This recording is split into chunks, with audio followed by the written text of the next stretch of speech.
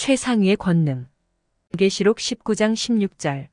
하나님의 말씀과 그 구원의 법은 땅을 다스리는 세속의 모든 법 위에 가장 우선하나 또한 별개의 문제를 가지고 있다. 따라서 성도는 계명과 신앙에 위배되지 않는 준법으로서 하나님의 법을 더욱 영화롭게 하며 행하기에 걸림이 없도록 해야 한다. 하나님의 영광과 권능 곧 이제 세상에 온전히 나타나 새로운 질서를 창조할 하나님의 힘과 기운을 믿고 의지하여 나라가 임하는 날을 맞이하자. 1. 우주와 만물에 대한 지배력. 인간의 권능이 크다 할지라도 그 영향은 우주와 만물에 미치지 못하며 혹 별 사이까지 깃들인 인간 능력의 무한함을 자랑할지라도 하나님 앞에서는 한없이 낮아질 수밖에 없는 것이 인간의 권능이다.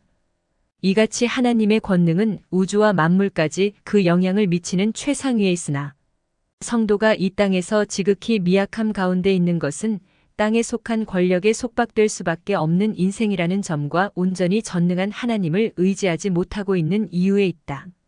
이제 나타나 이 땅에까지 온전히 미쳐 사단을 결박하고 주의 나라, 성도의 나라, 그리스도의 나라 이루게 되는 것은 땅에 속박되어 살 수밖에 없는 인생임에도 불구하고 더 큰 권능과 영광을 바라보며 의의 통치를 기다리게 하는 소망이 되는 것이다. A. 영계의 통일. 영계의 통일은 교회가 그 영적 기능을 회복하고 주 안에서 하나가 되어 세계를 악마가 없는 신령한 그리스도 통치 세계로 만들어가는 역사를 말하는 것이다. 오늘날 교회의 문제적 모순은 교회의 머리요, 주인 되신 그리스도 안에서 하나가 되기보다 분열과 분파로 타락의 길을 가고 있다는 점이다.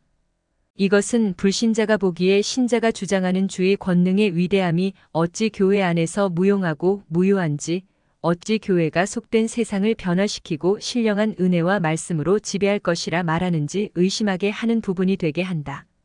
하나님의 권세와 그 영광이 땅에서 찾아볼 수 없는 위대함이라 할지라도 그의 손과 발이 되어 일해야 할 교회의 부족과 허물은 주의 영광을 멸시받을 것으로 떨어뜨리고 있다. 우리 속에 역사하는 성령의 기운과 응집력으로 스스로를 다시 일으켜 세운 후에야 세상을 정화시키는 교회의 기능은 회복되고 더 나아가서는 하나님의 권능과 나라의 임재를 통하여 세상이 사단의 방해가 없는 주의 통치 세계로 바꾸어진다. 3. 사람과 함께하는 하나님의 통치. 보좌의 하나님의 영광과 통치는 타락한 이 세상에 대하여 별개의 위치에 있는 것 같이 많은 사람이 생각하는 이유는 오늘날 이 땅이 사단의 지배와 방해 속에 살아가고 있기 때문이다. 그러하기에 땅의 권세에 굴복하지 아니하고 하나님의 말씀과 신앙을 지키는 자들이 고결한 것이다.